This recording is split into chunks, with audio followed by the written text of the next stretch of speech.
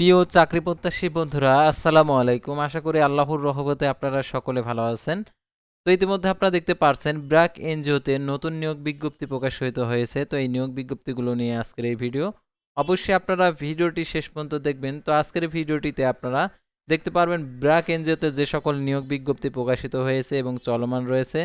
এই সকল নিয়োগ বিজ্ঞপ্তির আবেদনের ক্ষেত্রে শিক্ষাগত যোগ্যতা, বেতন স্কেল, আবেদনের শুরুর তারিখ, শেষ তারিখ, আবেদন কিভাবে করতে হবে সম্পূর্ণ কিছুই। সাধারণত আপনারা অনেকেই জানেন যে অষ্টম শ্রেণী এসএসসি এইচএসসি পাশেও নিয়োগ বিজ্ঞপ্তি প্রকাশিত হয়।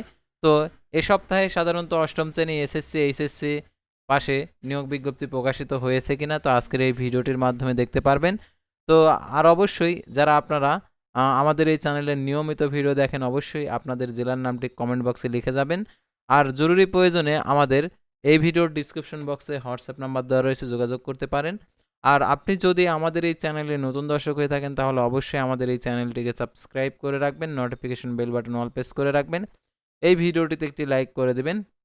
আর যারা ফেসবুক পেজে ভিডিও দেখছেন ফেসবুক পেজটি ফলো দিয়ে রাখবেন। তো আর কথা না বাড়িয়ে আপনাদেরকে দেখিয়ে দিচ্ছি আর কি ব্র্যাক এনজিওর সকল নিয়োগ বিজ্ঞপ্তি। আর যারা আমাদের ফেসবুক পেজে যুক্ত হতে চান, এই ইউটিউবে ভিডিও দেখেন, তো আমাদের ফেসবুক পেজের লিঙ্ক দেওয়া রয়েছে, তো আপনারা যুক্ত হবেন।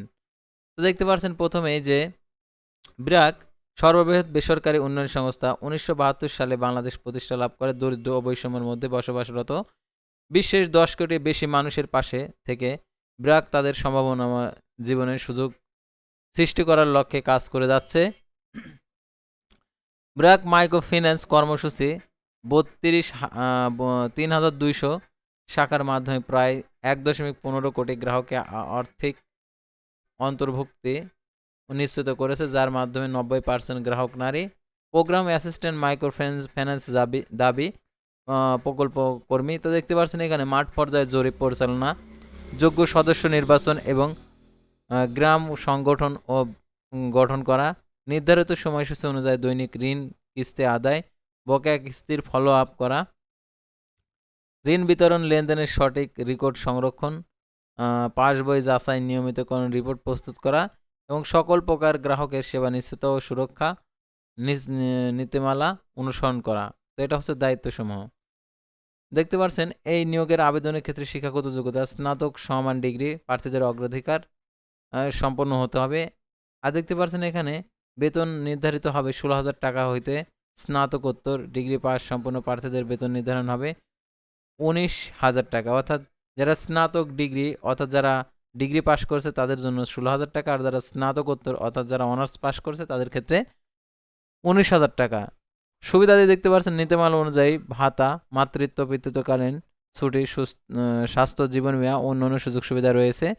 তো দেখতে পাচ্ছেন পারফরমেন্সের উপর ভিত্তি করে সংস্থার নীতিমালা অনুযায়ী চাকরি নিয়মিত হওয়ার সুযোগ রয়েছে। চাকরি নিয়মিত হলে মাসিক বেতন স্নাতকোত্তর স্নাতক সমমানের ক্ষেত্রে ২৬,১০৪ টাকা, আর স্নাতকোত্তরের ক্ষেত্রে ৩২,২৮৭ টাকা। এছাড়া provident fund, gratuity, incentive, performance bonus, best award, motorcycle ভাতা, যাতায়াত ভাতা, সংস্থার নীতিমালা অনুযায়ী অন্যান্য সুযোগ সুবিধা।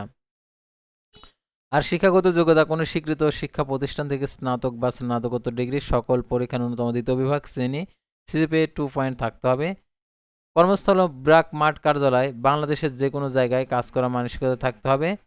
দেখতে পাচ্ছেন এখানে আবেদন করতে হবে কীভাবে সেটাও আপনাদেরকে দেখিয়ে দিচ্ছি। তার আগে আরও যে সকল নিয়োগ বিজ্ঞপ্তিগুলো রয়েছে সেগুলো দেখিয়ে দিচ্ছি। তারপরে দেখতে পাচ্ছেন ভেটেরিনারি সার্জন, পানি সম্পদ পরিষেবা, কৃত্রিম প্রজনন উদ্যোগ। তো দেখতে পাচ্ছেন এখানে পোস্টের তারিখ দেখতে পাচ্ছেন ৪ মার্চ ২০২৬, আবেদনের শেষ তারিখ ১৪ মার্চ ২০২৬। তো দেখতে পাচ্ছেন আবেদনের ক্ষেত্রে শিক্ষাগত যোগ্যতা অবশ্যই প্রার্থীকে ডিভিএম থাকতে হবে, আর বাংলাদেশ ভেটেরিনারি কাউন্সিল থেকে নিবন্ধিত হতে হবে ভেটেরিনারি বিষয়ে, এমএসসি মেডিসিন সার্জারি, প্যারালাইস্টোলজিতে অগ্রাধিকারযোগ্য। অভিজ্ঞতার প্রয়োজন নেই। উৎসব বোনাস, স্বাস্থ্য, জীবন বীমা, আবেদনকারী ভবিষ্যৎ হবে মাতৃত্ব পিতৃত্বকালীন ছুটি, তো অন্যান্য সুযোগ সুবিধা রয়েছে। তো এখন আবেদন করার জন্য দেখতে পাচ্ছেন অ্যাপ্লাই নাও বাটন, তো এখানে ক্লিক করে দেবেন। তো এখানে ক্লিক করে দেওয়ার সাথে সাথে আপনারা যে সাইন আপ অপশন অর্থাৎ আপনি নতুন আবেদন করতে যাচ্ছেন, তো তাহলে সাইন আপে ক্লিক করবেন। সাইন আপে ক্লিক করার পর আপনার ফোন নাম্বার এবং এখানে পাসওয়ার্ড দিয়ে দিবেন, অর্থাৎ যেটা আপনার মনে রাখতে পারবেন। আর এই ফোন নাম্বার, যে ফোন নাম্বারটা দেবেন সেই ফোন নাম্বারে কোড যাবে।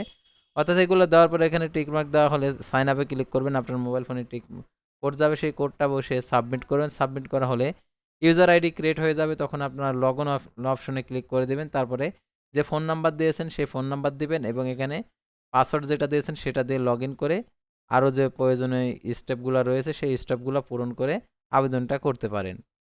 তো ভিউয়ার্স, আজকের ভিডিওটি ছিল সাধারণত ব্র্যাক এনজিও নিয়োগ বিজ্ঞপ্তি নিয়ে। তো পরবর্তী ভিডিওতে আবারও কোনো নতুন জব সার্কুলার নিয়ে আপনাদের সামনে হাজির হব। সে পর্যন্ত সবাই ভালো থাকবেন, সুস্থ থাকবেন, আর অবশ্যই আমাদের এই চ্যানেলটিকে সাবস্ক্রাইব করে রাখবেন, ফেসবুক পেজটি ফলো দিয়ে রাখবেন।